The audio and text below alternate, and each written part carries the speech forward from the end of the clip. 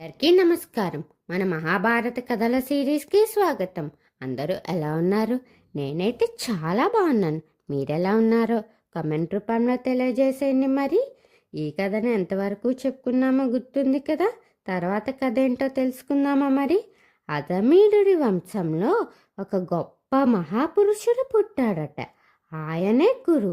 కురు చిన్నప్పటి నుంచి ధర్మాన్ని గౌరవించడం, తన రాజ్యంలో పాపం లేకుండా ఉండాలని సంకల్పించాడు. అతను కఠిన తపస్సు చేసి భూమిని పవిత్రం చేశాడు. ఈ విధంగా హస్తి వంశాన్ని కురువంశంగా మార్చాడు. ఆ ప్రదేశానికి కురువంశం అని పేరు వచ్చి చరిత్రలో అది పెద్ద కురుక్షేత్రంగా కూడా మారిందట. కురువు చేసిన త్యాగం వంశానికి ధర్మబలం ఇచ్చింది. కానీ అదే వంశంలో తర్వాత అహంకారం, అసూయ నెమ్మదిగా ప్రవేశించాయట.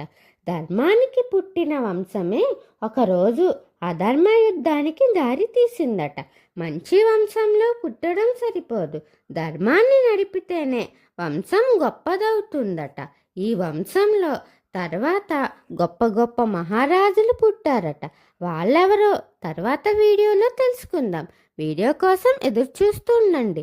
వీడియో నచ్చితే లైక్, షేర్, కామెంట్ చేయండి. మన ఛానల్ని సబ్స్క్రైబ్ చేయండి. ఓం శ్రీ మాత్రే నమః.